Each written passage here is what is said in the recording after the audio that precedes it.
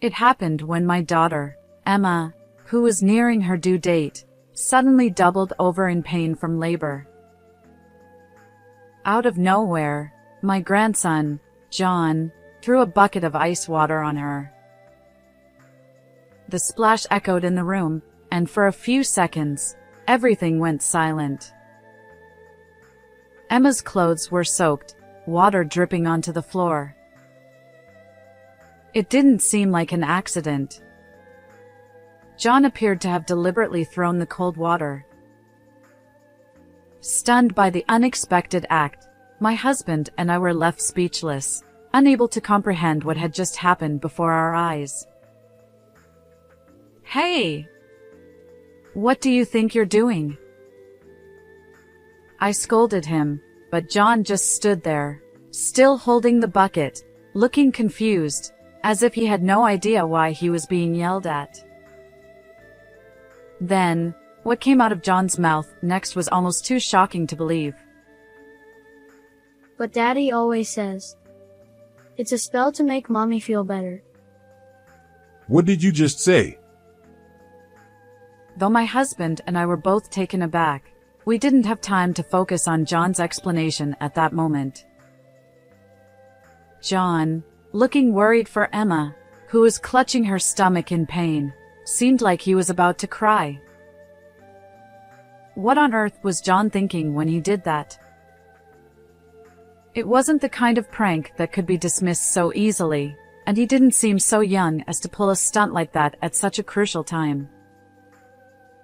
After Emma safely gave birth and regained her strength, I brought up the incident. "By the way, about what happened before we left for the hospital. What exactly did John mean?" Emma looked at me, her face clouded with discomfort. She seemed hesitant to speak, but, seeing the seriousness in my eyes, realized she could no longer hide it. "Mom. Actually..." "My name is Nancy. I live with my husband, Jason. Both of us are retired and enjoying peaceful days together." Nancy, shall we head out soon? Now that we're in our late 60s, even a short outing leaves us more fatigued, and I notice myself getting out of breath after climbing stairs. We've been careful about our diet, but improvements haven't come easily. So, in an effort to combat our physical decline, we recently started going to the gym together. When you think of a gym, you usually picture younger people, but after doing some research, we found that there are plenty of gyms catering to seniors. In fact, when we go, we see a lot of people around our age. We started going when the mornings and evenings were still chilly, but now that the heat has become intense, we've settled into a routine. As we arrived at the gym and were about to begin our usual workout, we spotted a familiar face. "Oh, Casey, good morning. How are you today?" "Nancy, Jason. Good morning. I'm feeling great today.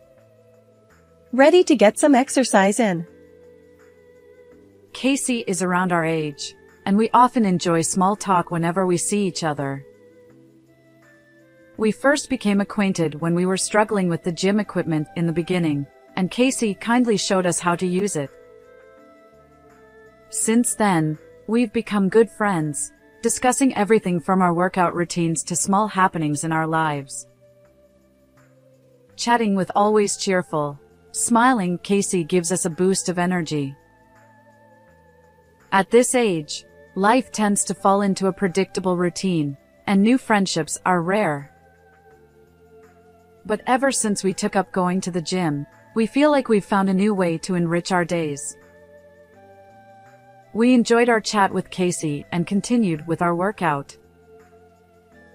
Nancy, shall we head to Emma's house soon? After having lunch and resting a bit, we had come to the gym, but before we knew it, the heat of the day had started to ease. Our daughter Emma, who is currently pregnant with her second child, lives nearby. With her due date approaching, we plan to visit her today to check on her. After working out at the gym, we made our way to Emma's house. As we rang the doorbell, the sound of little footsteps running toward the door echoed from inside. Welcome. Mommy, Grandma and Grandpa are here. Since it was a Sunday, I assumed he had the day off from daycare. Our grandson John greeted us with a big smile. He has Emma's gentle eyes and is an affectionate, charming child. Looking past John, I saw Emma, walking slowly with her large belly, making her way to the door. Dad, Mom. Thanks for coming. How have you been? Of course, we've been doing great. We went to the gym together again today. I know that being pregnant while raising a young child can be quite challenging, but Emma always welcomes us warmly whenever we visit and is thoughtful and kind. Her belly had grown much larger since we last saw her. We were eagerly awaiting the arrival of another grandchild. I suddenly realized that Emma's husband, Harrison, was nowhere to be seen, even though it was the weekend. He must have gone out somewhere. By the way, Emma, is Harrison at the slots again? Emma replied with a vague smile. Yes. I think he should be back soon. According to Emma, her husband Harrison is an elite employee who climbed to an important position at a young age. He's highly valued by his superiors and well-liked by his subordinates. At work, he has the reputation of being a good father, but on the other hand, he has a fondness for gambling and spends most of his days off at the slot machines. Harrison's gambling habit often comes up as a concern in conversations between my husband and me. It's hard to believe that with another baby due any day, he's constantly leaving his wife and young child to go play slots. Does he have any sense of responsibility as a father? Seeing Emma's ambiguous expression, I let out a small sigh. My husband must have felt the same way. He looked at Emma with a mixture of worry and frustration.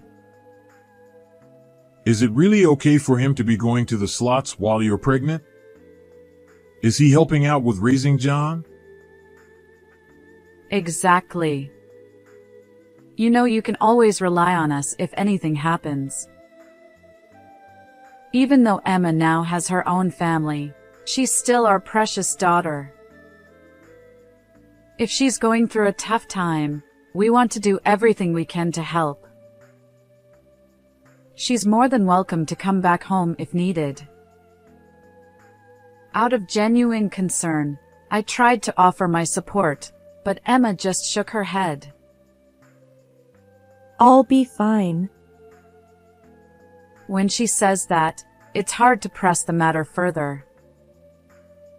Every couple has their own way of doing things, and it's probably not right for us to interfere too much. After that, we sat in the living room, sipping tea and catching up on each other's lives. Emma mentioned that John recently started attending a programming class. Though my husband and I aren't very familiar with computers, Emma explains that programming is now a mandatory part of school education and has become a popular extracurricular activity.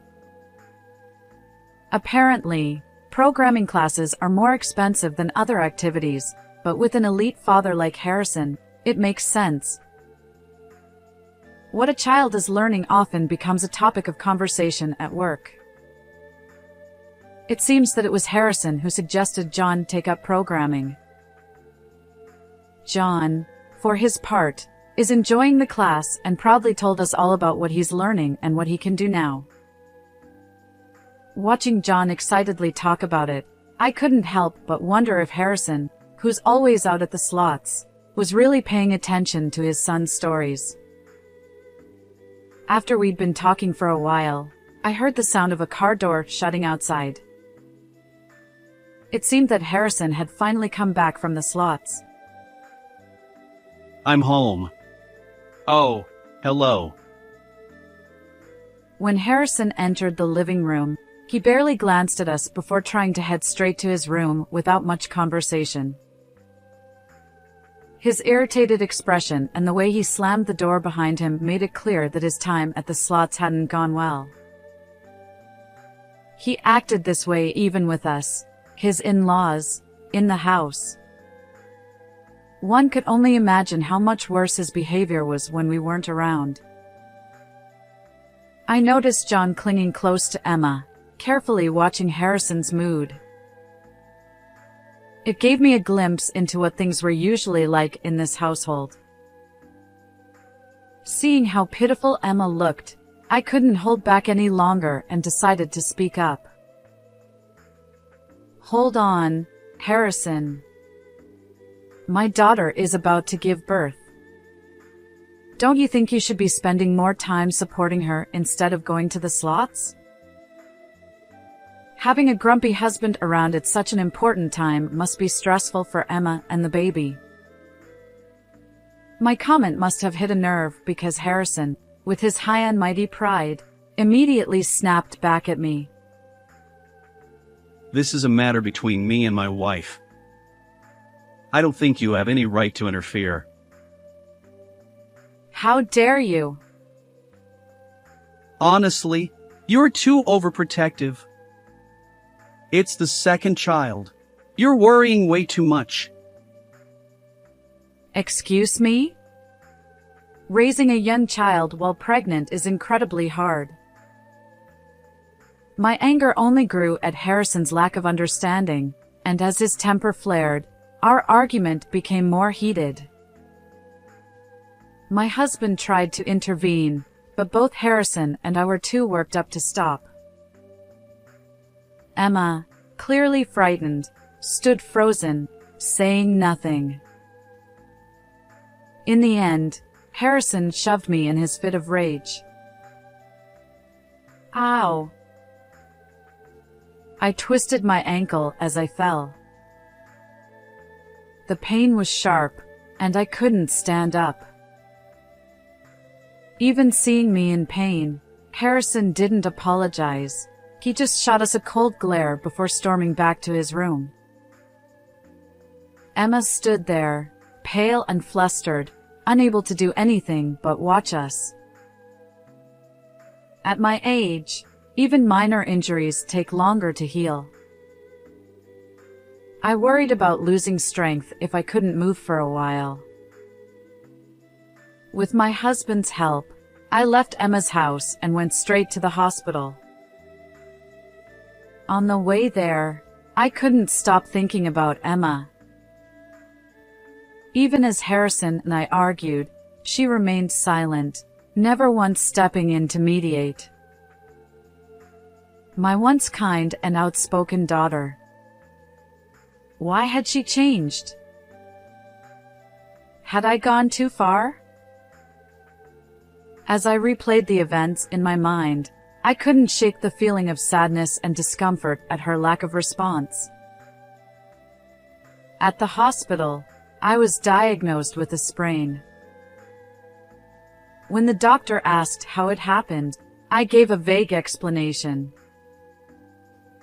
As expected, my recovery was slower than it would have been in my younger days, and I had to spend a few weeks resting and visiting the hospital regularly.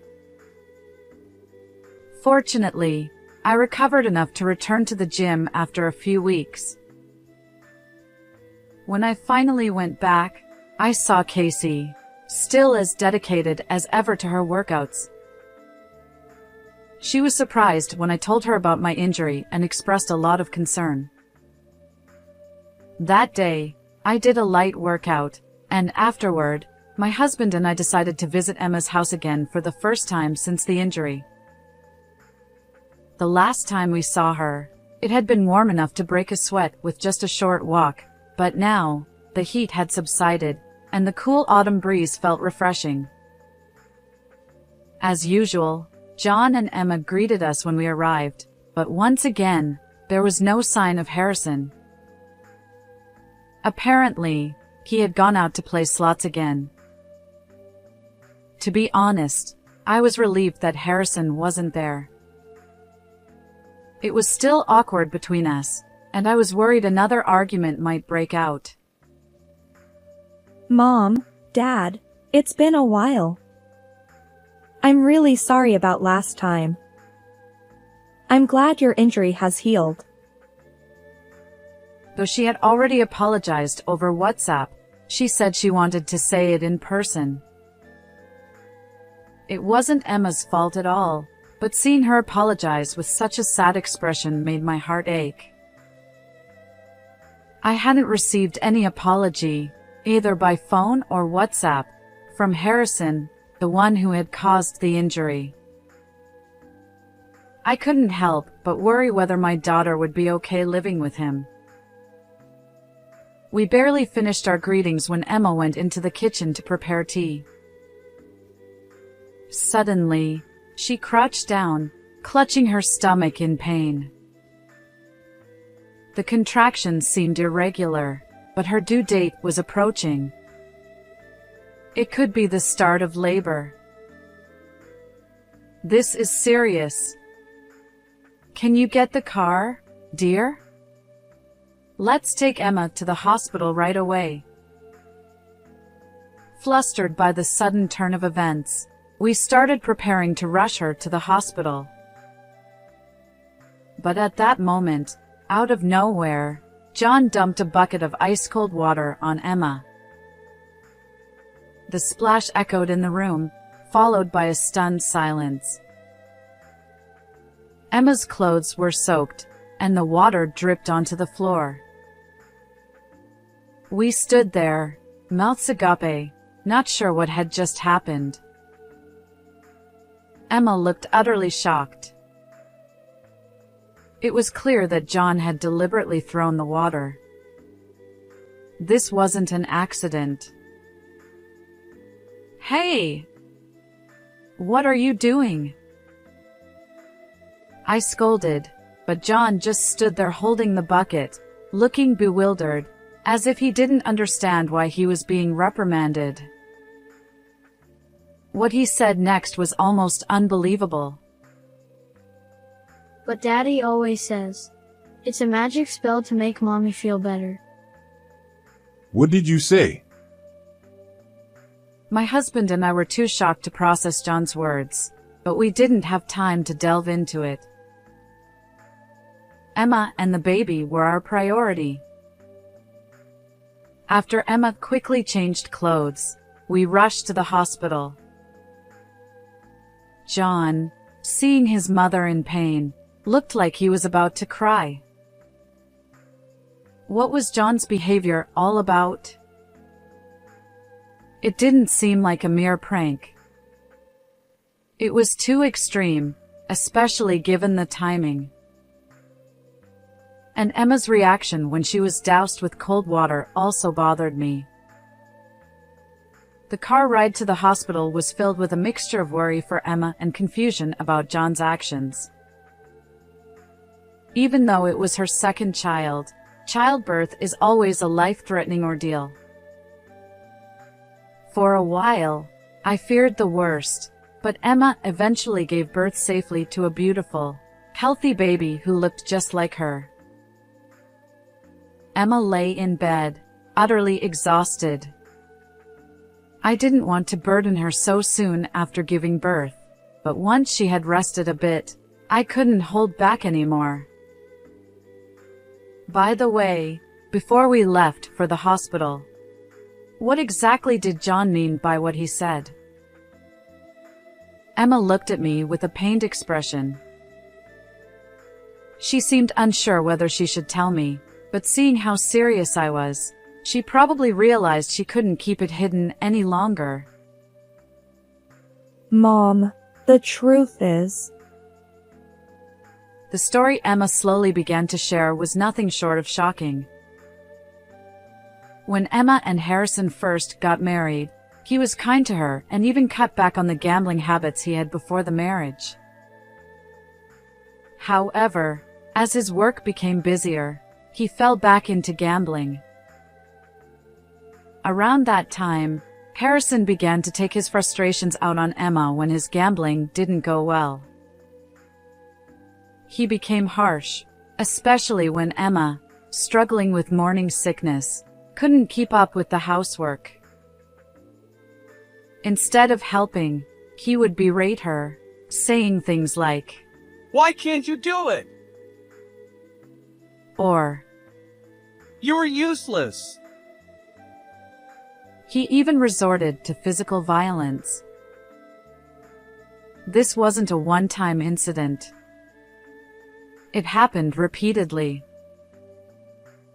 Just like the time John suddenly poured cold water on Emma, Harrison would frequently douse her with cold water while yelling at her. It turns out Harrison had been abusing Emma regularly. John once tried to stop Harrison, but Harrison told him, When I do this, it makes Mommy feel better. It's not a bad thing. John, being so young and impressionable, believed his father. Over time, the constant barrage of negative words drained Emma's will to resist, and she lived in fear. She hadn't told us any of this because she didn't want to worry us or cause trouble. It wasn't until John copied Harrison by pouring cold water on her that Emma realized how harmful this was for their son as well. But at this point, Emma and Harrison were no longer equals in the relationship. She knew that if she spoke up, it would only provoke more violence. After enduring such mistreatment for so long, it was no surprise that Emma couldn't stand up to him. Who knows what might happen if she did? While protecting her unborn child and caring for John, Emma had to endure the abuse. It must have been unbearable. She seemed completely at her wit's end. Hearing all this, I was struck by a realization. The day I had an argument with Harrison, Emma watched with fear in her eyes. She wasn't just frightened by the argument. She was terrified because of the abuse she had been enduring. How could I have missed that?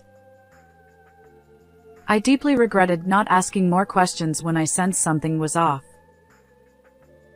How could he? This is absolutely unforgivable.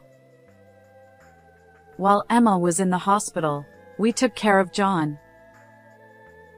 I couldn't help but resent Harrison for not even taking care of his own son during such a time.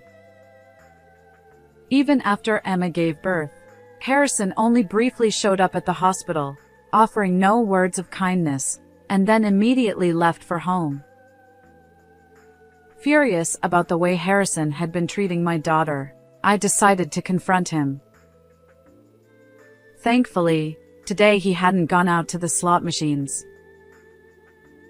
At first, he pretended not to be home, but I knew he was there because his car was parked outside. After ringing the doorbell multiple times, he finally opened the door with an exasperated look on his face.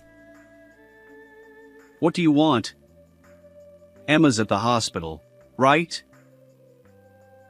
By now, even Harrison spoke to us with rude, dismissive words. Harrison, what's going on here? I asked, telling him that I knew about the abuse Emma had been enduring and insisting that he stop immediately for the sake of both Emma and John. Despite how serious I was, Harrison just smirked and refused to listen. Worse, he even threatened me. Enough already! Do you want me to hurt you again? He raised his voice, growing more and more aggressive, as if he were about to hit me. I realized there was no reasoning with him. Continuing the argument would only put me in danger. I decided it would be best to back down for the moment. After somehow calming the situation, I walked home with a heavy heart. As I walked, I thought about what I should do next. I had told Harrison what Emma had confided in me. When she returned home, it was certain she would face even worse treatment from him. I had to find a solution before she was discharged from the hospital. But no matter how terrible he was, Harrison was still Emma's husband. I considered going to the police, but getting them involved would mean explaining everything in detail. With the neighbors watching, it would inevitably cause trouble for Emma. It seemed too harsh to burden her with more stress, especially after just giving birth. Feeling lost, my husband and I sought advice from Casey during a trip to the gym. I had once heard Casey mention having a daughter around the same age as Emma, so I thought he might offer some insight on how to resolve this situation. Despite it being such a personal matter, Casey listened intently, occasionally wincing at the awful details, nodding in sympathy. That's a horrible story. I'd love to see this guy's face. What kind of man is he? I showed Casey a photo from Emma's wedding on my phone. In the picture, Emma smiled so brightly, something that seemed unimaginable now.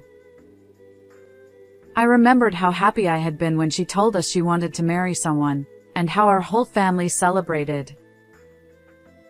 Early in their marriage, Harrison and Emma often visited us, and we'd chat over tea, discussing nothing in particular. Back then, Harrison was thoughtful, checking on our health and even driving us when we needed to go somewhere. We had a good impression of him. But then, he stopped coming around. It was only Emma who would visit us after that. It was around that time when Emma mentioned that Harrison had always been a gambler and had recently gotten hooked again. I sighed as I looked at the photo, wondering how it had come to this. What would Casey think, seeing this picture? When I looked up, I noticed something startling. Casey, who was always smiling, now had a face filled with shock and anger. I had never seen such an expression on him before. Just as I was at a loss for words, Casey said something astonishing. I know this guy.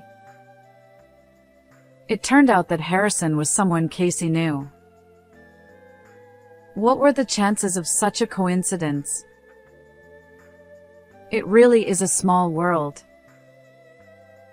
We were stunned and asked how they knew each other, but Casey only gave vague answers. Then, he offered to come with us to talk to Harrison, and we agreed. So, a few days later, we visited Harrison together with Casey. To be honest, I felt uneasy about visiting Harrison again. But with Casey, someone who knew him and was a neutral third party, I felt reassured. I believed that Harrison wouldn't act out of line with Casey there. I rang the doorbell at Emma's house. It seemed that Harrison was home again today. From the intercom, I heard Harrison's irritable voice. Yes?